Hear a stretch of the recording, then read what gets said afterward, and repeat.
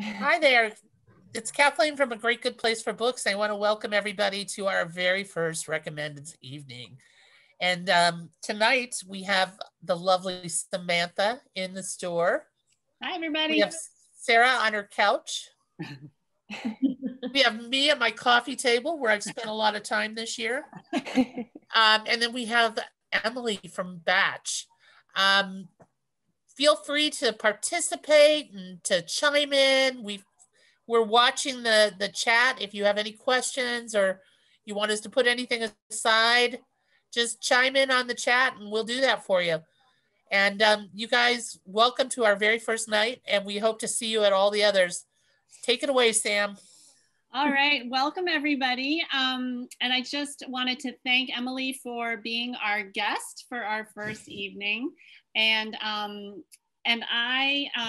we have a copy here of a perennial favorite, East Bay Cooks. And I don't know if everyone knows this, but one of the reasons we invited Emily is she is highlighted in the book. I don't know if you guys can see it. It's a absolutely darling picture of her. And Emily's amazing bakery, Batch Bakery, is right here in Montclair Village. So welcome and thank you for joining us. And thank you for having me. I just would love you to talk a little bit about how you got into the baking business and how Batch came to be. Yeah, thank you so much for having me. It's exciting to be a part of this. In terms of where I started, I'm from Michigan. So I moved out to the Bay about 10 years ago. We were in a recession then, and I didn't really know what I was going to do. I went to pastry school because I've always loved to bake. And then I started a wholesale business about 8 years ago, baking out of a kitchen and selling to cafes and restaurants. And then about almost 5 years ago, the opportunity to purchase Montclair Baking came up. And so I thought it was a good opportunity to expand, really get to know some customers, be a part of the Oakland community. And it's been a really lovely experience up at the bakery. We're really having a good time. We make some really nice stuff. I have a great team of bakers, and yeah, that's it. That's wonderful. Yeah.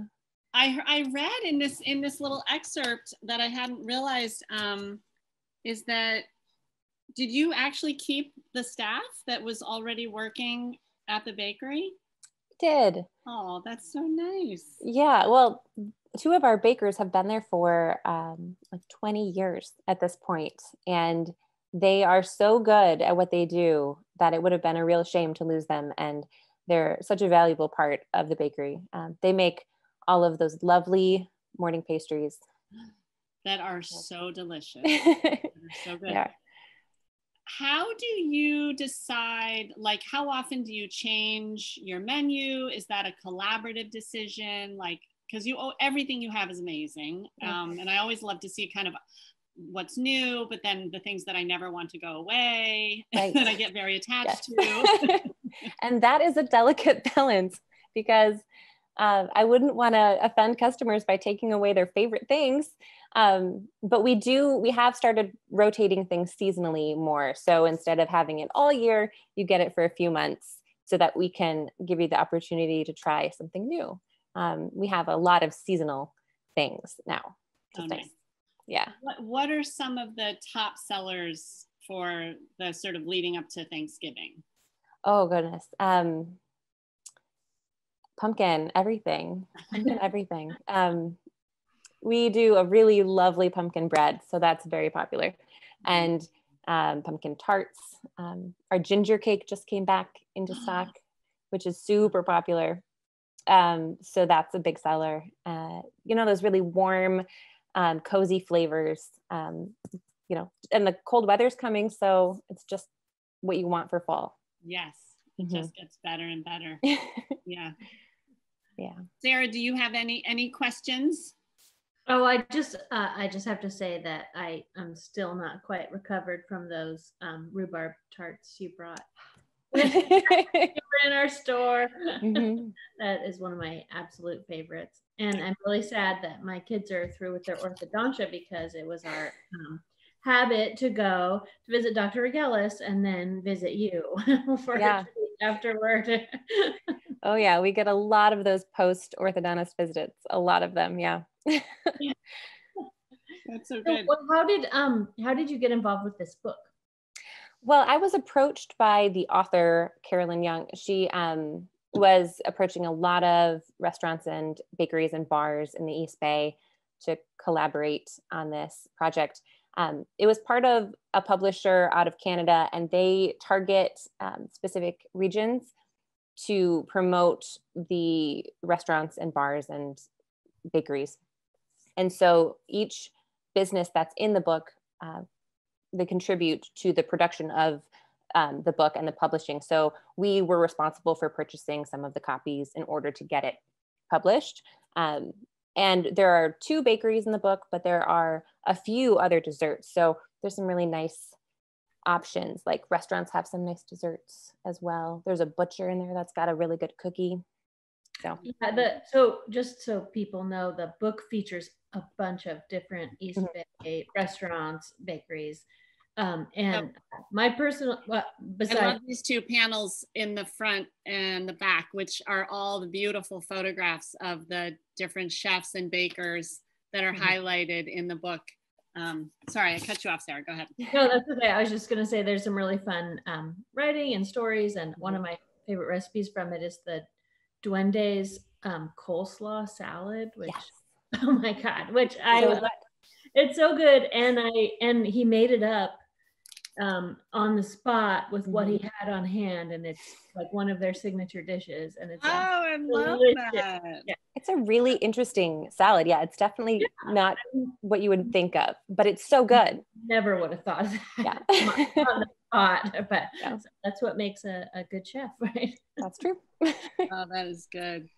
I was wondering, this is a slightly sad direction, but I was wondering how many of these wonderful restaurants are still going strong. I know I don't want to go down that sad path, but I hope they all are. I hope they all are. I know. I'm getting my share of takeout. Exactly.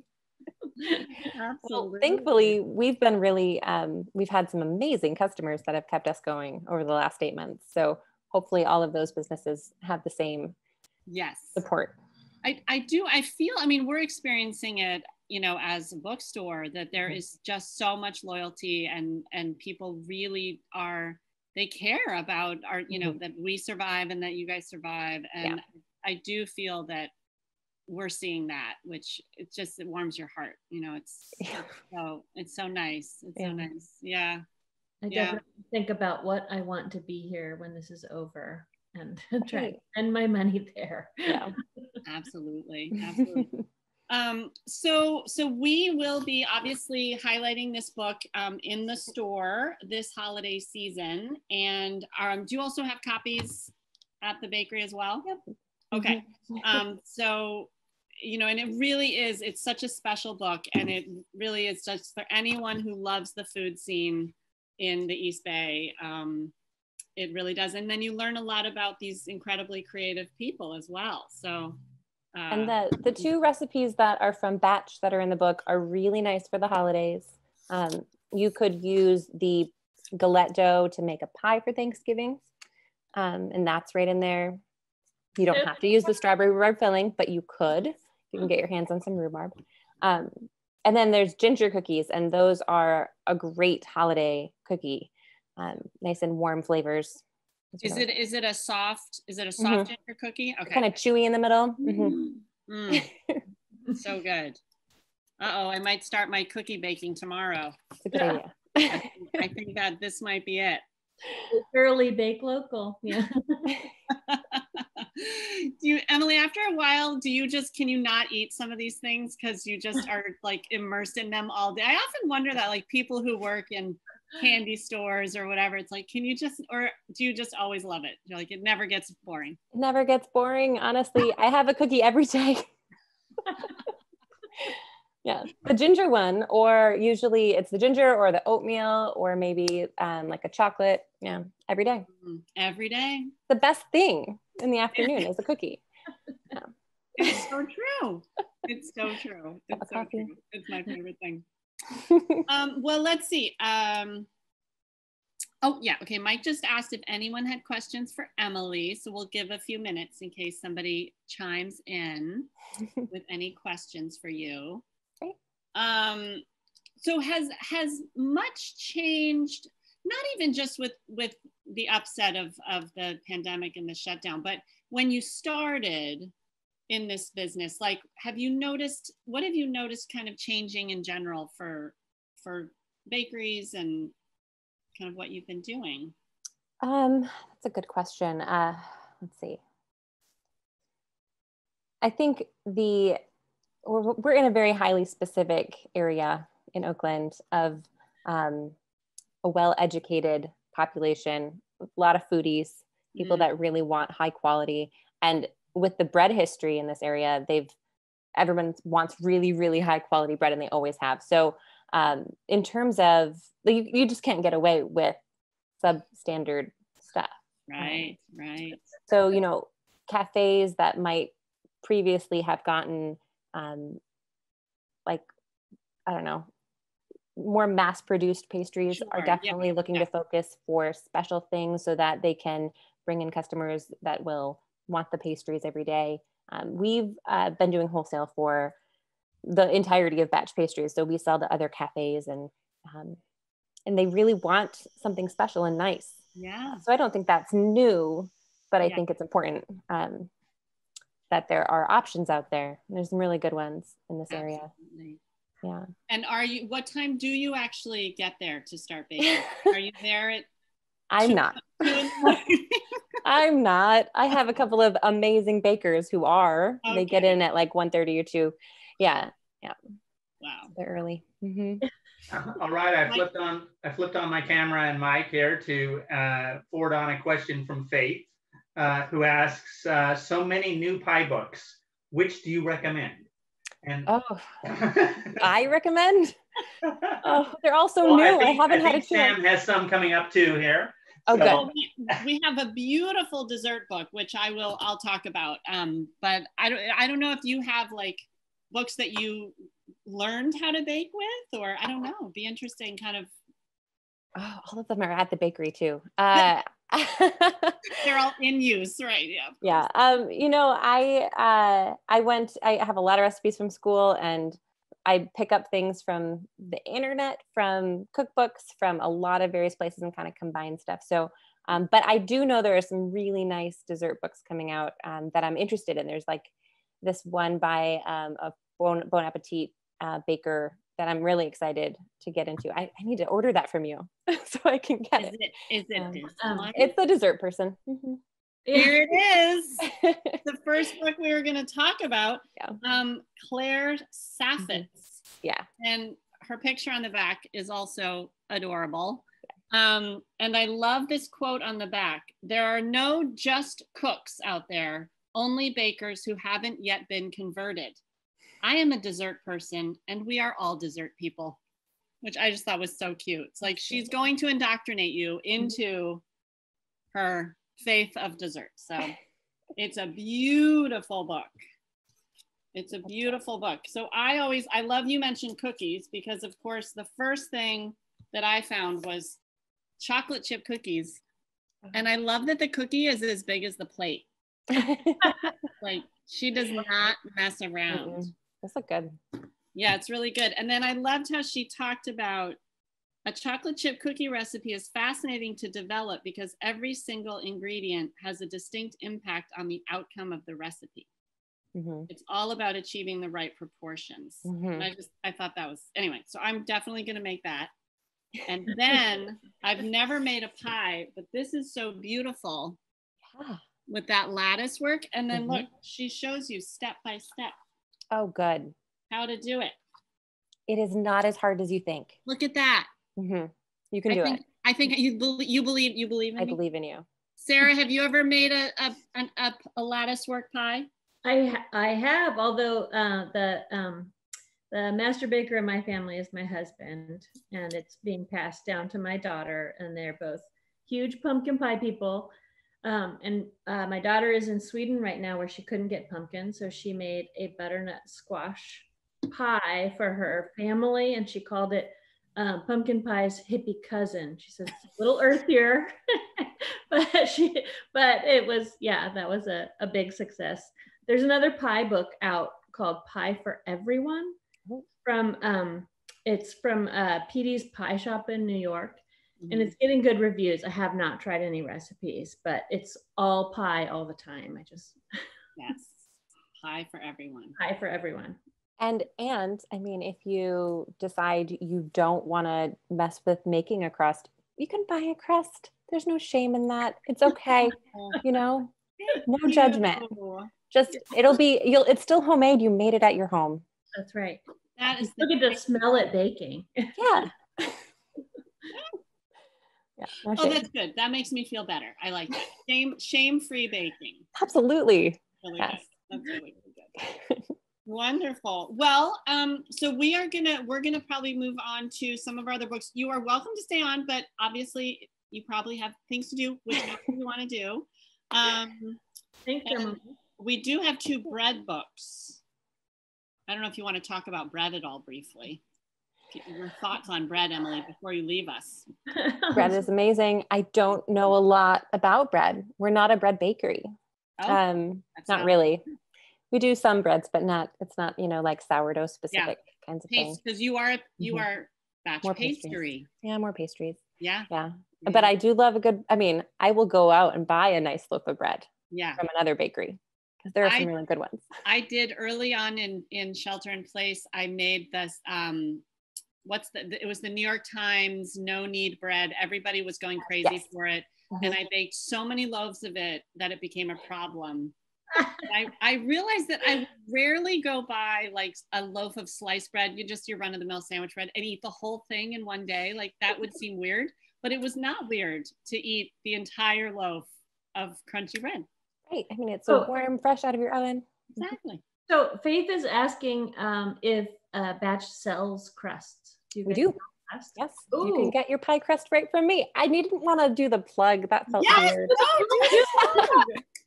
That's where I sell the crust, pie crust for sure. Frozen crust. I sell frozen pie dough. You can roll it if you want to have that experience. Oh my or God. you can just already have it in the pan. There you go.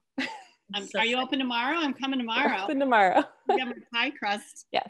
So good. No problem. Thank you. Yeah. It was lovely to talk to you both. Thank you so much for having me. Thanks for joining us. Yeah. Really, it was a pleasure. And everyone support Batch, Pastries here in Montclair Village, and wonderful. We'll see you soon. Sounds good. Okay. Right. Bye. Bye. I don't know how to actually stop.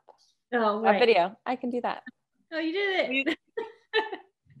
You can also hit the leave button on the bottom if you want to. I think there she goes. Okay. Oh, that was so sweet. Yay. She's lovely. Okay, so I did already highlight Dessert Person, and Sarah, have you looked at this book? Do you have passionate feelings about this beautiful book? That one, I mean, looks lovely. I actually am trying to steer clear of too many sweets. But you mentioned bread, and yes. I wanted to highlight. Let's do that. Flour, water. My table's shaking a little. I apologize. Oh. It's like a little earthquake in the store. No. So there's a book that's actually not new. It's from 2012 called Flour, Water, Salt, Yeast. And it is a James Beard winner. And it did well in its time when it was published. But during the pandemic, it hit the New York Times bestseller list because it's a real basic book about how to make a levain, which is the fancy French term for sourdough, and pizza crust. And it's just talks about how basic bread really is and lays it all out. And it's just a really good cookbook if you're interested in doing savory baking at home. So I just wanted to. Yeah, and I went through it briefly, and it's set up so that you have the basic recipe in the beginning, and then he follows with I guess, different versions of it, right? That you change the ingredients a bit. So there's a 75% whole wheat bread. There's an overnight white bread. You know, there's just all these interesting variations. Hybrid leavening doughs. Anyway, I feel like you would learn a lot. Yeah, if you just want to understand bread and make a good pizza or a good loaf, this is the book. Yeah. I always felt really intimidated by breads, and I've actually never made a pizza dough. Is it not that hard? It's not that hard. Not that hard. I can do it. It's a delicious cheese delivery system. Yeah. Okay, so that was one of Sarah's recommendations, and we do have a couple in the store. If you have anybody who's baking curious curious. And then we have a second baking book that's a newer book, I believe, called Mastering Bread, The Art and Practice of Handmade Sourdough, Yeast Bread, and Pastry. And this guy, Mark Vetri, he's a Philadelphia baker and restaurateur, and he has several restaurants in Philadelphia. And he's definitely part of the whole Passion for Bread movement. And this one has, I think, a wider variety of things. You know, he makes these little grisinis, little delicious crackers, and shows you how to make a pretzel. Anyway, very cool, very beautiful book. All the carbs to get you through. All the carbs that you could possibly want to eat. Okay, let's see. What else do we have? Okay, so one book that Sarah and I are both really excited about is this beautiful cookbook called East. The author Mira Soda also had another cookbook called Made in India. But this one, it's 120 vegan and vegetarian recipes from Bangalore to Beijing. And so it's just the diversity of foods in here is incredible. Yeah, and it packs a flavor punch. I've only made one recipe from here, but it's a fried rice with crispy Brussels sprouts on it. Absolutely delicious. That sounds amazing. And my family's not vegan or vegetarian, although we get a little more that way all the time, and nobody complains about the amount of flavor in these recipes. They're just. So I love it. She says about this book, principally, I have written this book because I love vegetables and I want to help you to eat more of them. It is therefore intended to be a very practical book. It is deliberately structured by the types of meals you will find across Southeast and Southeast Asia: noodles, rice, and curries.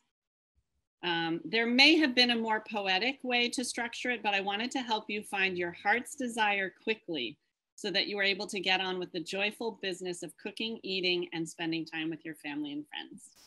So I thought that was very sweet. And again, just a beautiful, like gorgeously illustrated book with Thai recipes and Korean recipes.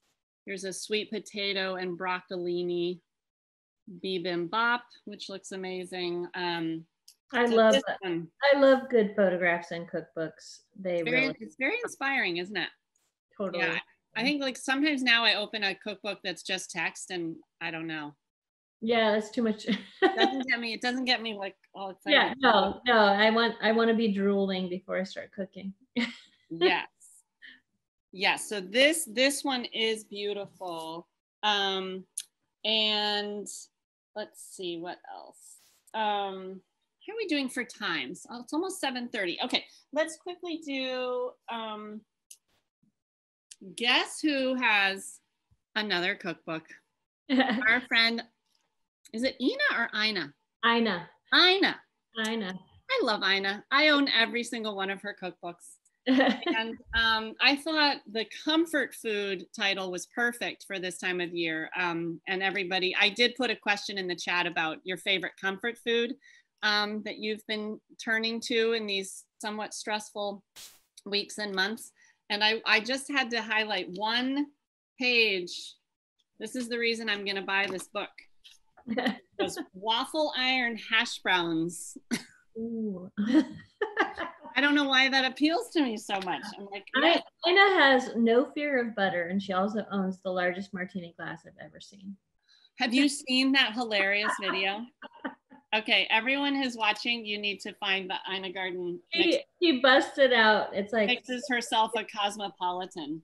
in a bucket size cosmopolitan. She's hilarious. Yeah. She is Love so her. funny. Anyway, I mean, if you know her books, they're so user friendly. Everything is delicious. You know, I don't think I've ever had one of her recipes go sideways at all. No, You know, they're if you're looking for like, basic comfort food. yeah, I'm your gal. this is it. She's got this outrageous garlic bread where you can see the landscape of the garlic. It's like a mountain range of garlic. Looks really amazing. Anyway, okay, love her. Hey guys, I'm gonna pipe in for a minute. Yeah. I have an Ina Garten story of my own. Oh, goody. When Book Expo America was in Washington, D.C., they did a big Crown dinner because I was friends with Jenny, who was the head of Crown at the time. And she's she was the publisher of Ina Garten. I got to have dinner with Ina, with the most lovely person I've ever met. Oh, I'm so happy to hear that. I also got to have dinner with Barack Obama. He's probably not as good a cook. No, but he gave great parenting advice. Yeah. But Ina Garten was gracious and told everybody what we should eat in her cookbook. It was so great. Wow. And Kathleen, when was this? I think it was 2007 or 2006 maybe. Wow. And she started with her catering place, right? Was that kind of how she was already pretty well established. She was she was called the Barefoot Contessa then. Yeah. Yeah. What a lovely person. Oh, okay, I'm gonna chime out. Thank you for that story. That was so I love it when you meet your heroes and they're as good as you hope. Yes. Okay, so speaking of heroes, Jacques Pepin might be a hero for some of you, and this one is called Quick and Simple, which I don't always think of French food as simple, but this really truly is. It's filled, I think it has 250 recipes in it, and it's described as the foundation of good, efficient home cooking. And it's everything from just the staples. I mean, there literally is a recipe for boiled potatoes. Perhaps Jacques has a very special way that he boils potatoes. I should probably get this for my recently moved out son. Perfect. Then there are some really interesting things in here. There's this beautiful potato omelet where it just looks, it's just this incredible meal right on the plate. And one sweet detail about this book is it is filled with artwork that I believe is his. So they're all signed Jacques. So I think he's also a painter. I don't know if anyone knows more about Jacques Pepin than I do. Please chime in. But just every so often, there's just this gorgeous painting that he's added to this really sweet book. So it's just very beautifully done, and it would make a great sort of staple first cookbook for someone. Anyway, that one I love. Did you ever see Jacques Pepin when he did shows with Julia Child? I loved those. Yeah, they were so funny together. They're hilarious together. I mean, she's always hilarious, but it was so cute. I remember once they were making this beautiful dessert with lady fingers, and he was delicately brushing each lady finger with a little bit of butter and putting it in, and she would take her lady finger and just like slap it in the butter and like slap it inside, and he just stopped and stared at her. He was sort of horrified, but it was very cute. You could tell they got along very well. Very well. Okay, and the last cookbook for this evening is also a beautiful, beautiful book called Chat, and it's by Manit Chauhan and Jody Eddy. Recipes from the kitchens, markets, and railways of India. And what is special about this book is she arranges it as a train journey, starting in the north of India. And it's as much a travel log as a cookbook. The photographs are beautiful. And so each section you get a description of the area and then several recipes that are specialties of that area. And it's just gorgeous. And I just loved that idea that you're going on a little journey with her as well. And let's see if there's a picture of her in the front. Thought there was. Oh, there she is in the back. She's very sweet. So this one looks just really delicious as well and interesting. And so that's our cookbooks for tonight. And we do have others. My initial pile was about 11 cookbooks high, and that seemed like maybe too many. And obviously, if there are cookbooks that you know about that you're interested in ordering for a gift for the holidays, of course, please let us know, and we'll do our best to find that for you. Okay, now we're going to move on to a category we're calling gift books. And there's a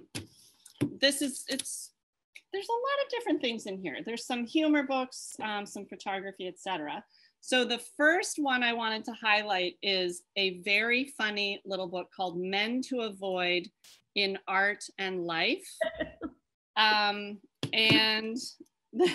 I love the description, which was, it pairs classical fine art with modern captions to epitomize the spirit of mansplaining.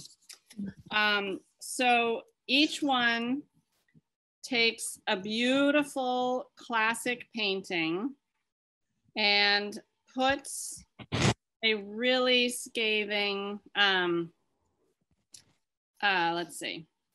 Here's one that says, I don't know if you can see the paintings really well, if it's going to translate, but he's saying to her, I know you play that instrument professionally and I don't, but let me offer you some pointers.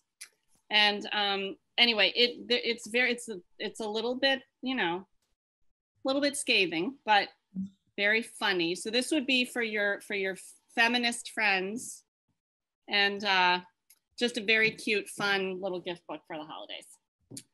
And the next one, this book is really interesting. It's called Ex Libris, 100 Books to Read and Reread. And it's by the Pulitzer Prize winning literary critic Michiko Kukutani, who recently retired. Well, I don't know when she retired, but she retired from being the critic for the New York Times, I believe. And she is just sharing with you, it's a really interesting mix of books. It's classics, it's books that are very timely, and it has these really, it's a beautiful book as well. The illustrator made these beautiful things that look like book plates throughout the book. And I think this is for your bibliophile, friend or family member for this holiday. Abraham Lincoln books.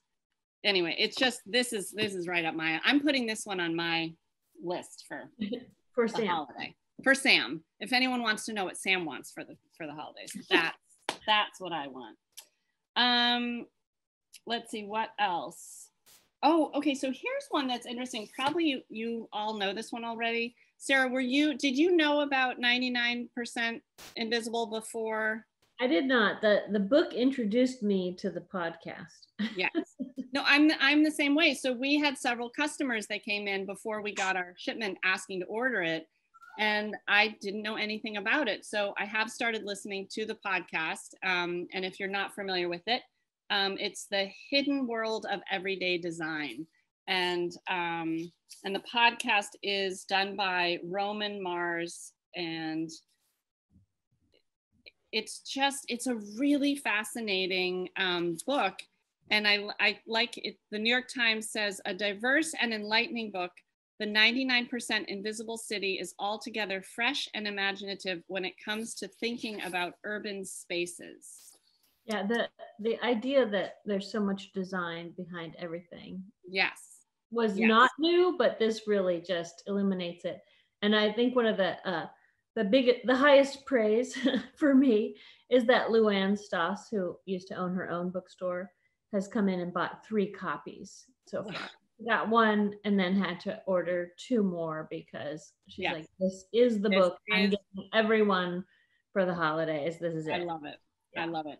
Yes, I have a couple people on my list who will be getting this book as well. It's just fascinating. He does these amazing deep dives into architecture, into infrastructure, into, this is a good one. I would definitely recommend that one. It's a story and conversation starter. It's just really, intriguing book.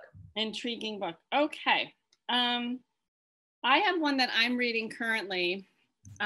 It's called excuse my French. The Definitive 100% Objective Guide to Modern Cinema by Lindy West. And if you're not familiar with Lindy West, she's the author of Shrill, which was turned into is it a Netflix or I think with Ada. A very, very funny Netflix series. So Sam, I've been listening to this on Lepro. Have you? Because you recommended it, and it is hilarious. Every chapter is a totally irreverent movie review. Yes. She just fillets them. She does. Yes. And you have to be ready, because she might fillet a movie that you feel a lot of fondness for, but she does it with so much humor and style. So evidently she was once the in-house movie critic for Seattle's alternative news weekly, The Stranger, where she covered film with brutal honesty and giddy irreverence. In this book, she returns to those roots, re-examining beloved and iconic movies from the past 40 years. She asked questions like, why do the zebras in The Lion King trust Mufasa, who is a lion, to look out for their best interests? Anyway, I can't do it justice. As Sarah said, I'm reading this and laughing out loud. I actually picked it up in the store when I first saw we had it. And luckily it was a quiet moment, because I started laughing so hard I had to go in the back office and pull myself together because it made me laugh so hard. So it's very funny. She rates every movie based on The Fugitive, which she gives 10 DVDs, and then actually it gets 13 DVDs. But The Fugitive does. Everything else is rated on a scale of 1 to 10 Fugitive. Yeah. That's her first essay, which is The Fugitive is the only good movie. And she pokes a bazillion holes in it, but it is hilarious. Someone is suddenly using a power drill next door, so hopefully that won't be too disturbing. Okay, so very funny, great gift idea for some humor. And then we have this really sweet, unusual little book called American Utopia. It's a collaboration of David Byrne and Myra Kalman. And I hope that everyone has seen this, but there's actually, he did a staged show with the same name. And if you know his work, he's just so quirky and brilliant. And I haven't yet watched the show. I am dying to see it, but Spike Lee wanted to film it. And so now there's this whole collaboration that also includes Spike Lee. But Myra did the artwork for the panels that are on the stage. So, and they've evidently known each other for a long time. And so they made this book with some of the lyrics from his songs, and then these just beautiful Myra pieces of art. And if you know and love her work, you know, you're really gonna love this. It's very beautiful. It's like a little piece of art in a book. It's really, really beautiful. By 3 aging geniuses, Myra, David, and Spike. Sam pointed out to me, she's like, if you haven't seen Spike Lee lately. I know. He sort of was frozen in time for me, like, you know, young Spike Lee when he was just starting. Still as innovative and great as ever. Yeah, NPR said, uplifting, an argument for the reincarnation of hope in the American project, a comforting work of art in troubled times, said the Kirkus Review. And then I love, like the Dadaists, Byrne often uses absurdity and humor to make sense of a chaotic world. With its themes of freedom, uncertainty, and inclusivity, American Utopia speaks to the present moment as Byrne calls for seeking common ground despite the world's misery. So I feel like the whole project is just so important in this moment. So anyway, beautiful, beautiful little book there. And okay. Dun, dun, dun. This book is by the photographer Brandon Stanton, who has become quite famous with his project called Humans of New York. And obviously from this globe on here, it's expanded. So now he is including photographs from all over the world. And what's beautiful, I mean, he's an amazing photographer. And if that's all he was doing, they would still be really incredible to look at. But he interviews each person that he photographs, and then he includes excerpts from their talks. And sometimes it's one line, sometimes it's not. So I love this one. This character right there smoking the cigarette is saying, I should have invested the money I stole. He's amazing at getting just the perfect snippet from every person he takes. Yeah. Yeah, and some of them, you know, are much longer excerpts. You know, he might have a whole passage in a conversation, and they're just so vulnerable and beautiful. It's amazing that he just meets these people on the street, and then they have these very, very deep connections very quickly. Anyway, I love his work, and this is another beautiful, beautiful gift book for the holidays. And for restoring our faith in humanity. Yes, exactly. And back to humor. Yeah. If you are a fan of Ali Broche, which I hope you all are because she's amazing. She's the author of the best-selling book, Hyperbole and a Half. It has been 7 years, I think, since that book came out. And her new one is Solutions and Other Problems. And I've heard, you know, it's interesting. I've heard people say that this one has a different feel and a different tone than her first work. But it's still described as that sort of, that combination of, she has this ability of just cranking up the humor to, you know, again, similar to reading Shit Actually, where you're just laughing out loud, where that was the experience I had, where you're sort of laughing out loud, but then she can get very, you know, very serious as well, like very sort of tender and really honest. Like she's a very honest person about sharing her own life. She brings out the humor of anxiety and depression and getting through life. Yes. And she's the best at drawing dogs. Oh my God, her dog. I love her style. I mean, her illustrative style is so good. Those are my dogs. Those are your dogs? Strung out of anxiousness. Many of you will probably identify with her dogs. We all know some of these dogs, if we don't, in fact, live with them ourselves. Anyway, this one's, I think, another really special one. And then the last one, we're just gonna do one. Oh no, sorry. Oh, I can't forget this one. Okay, you guys. Sapiens has a graphic novel format. I am so excited. Sarah, what? I said I have to mute you because I'm buying this for somebody in the house. Right now? Oh, sorry. No, go ahead. So, yeah, I mean, this book is so good. And the description was a playful and provocative graphic novel adaptation of his best-selling work. And they said young science buffs, and I would say history buffs as well, will love this version. I have also bought this version for some young people in my life. The illustrations are great. There's a lot of humor. It's really well done. It's really well done. So if you are a fan of Harari Sapiens, you probably might want this for yourself or someone in your life. So there's that one. And then we are going to do another night that's devoted to kids books, but I did just want to, we do have several big sort of gift size books. And one is called Quidditch Through the Ages by Kenilworthy Wisp. The Harry Potter lover in your life. For the Harry Potter lover in your life, beautifully illustrated, really gorgeous. And funny. Like there's just a lot of, I mean, these pictures are so great. They're really, really fun. So it's the history of Quidditch, little stories about the development of the sport, anti-Muggle precautions. So this is a gorgeous book. It's a really, really good one. So that could be a great one for your Harry Potter fans. And I think that's it. And let's see.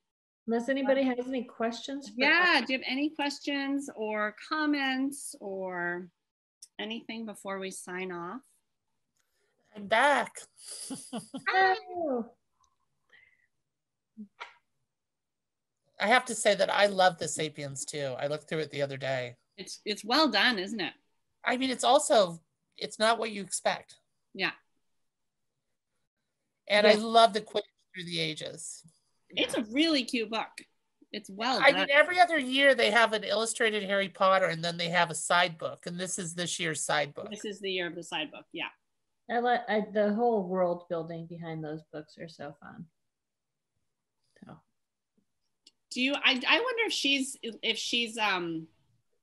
she has a lot of sort of say over what they do, or does she just kind of? Oh yeah, she owns the rights to it. They can't do anything without her approval. Yeah, yeah. And I wonder though, because she was so good at creating such a rich world that, you know, it's just limitless what they can do. Yeah, super fun for those other writers to go play in her world. Yeah.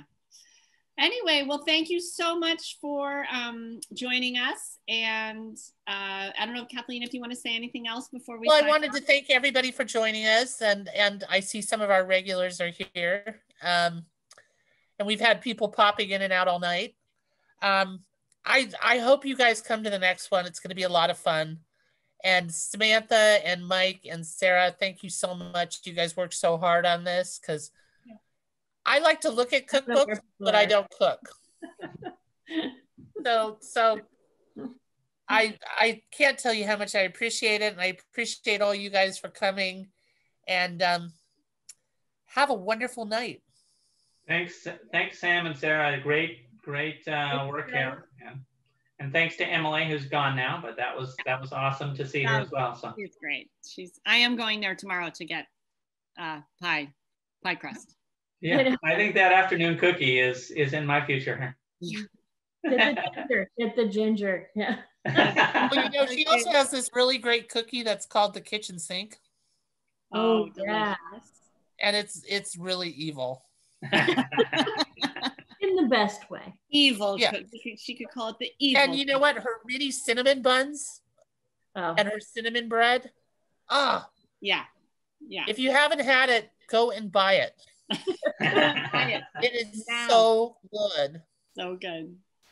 All right. Good night, everybody. All right. Good night. Bye, guys. Good night. Thanks, you guys. Thank you.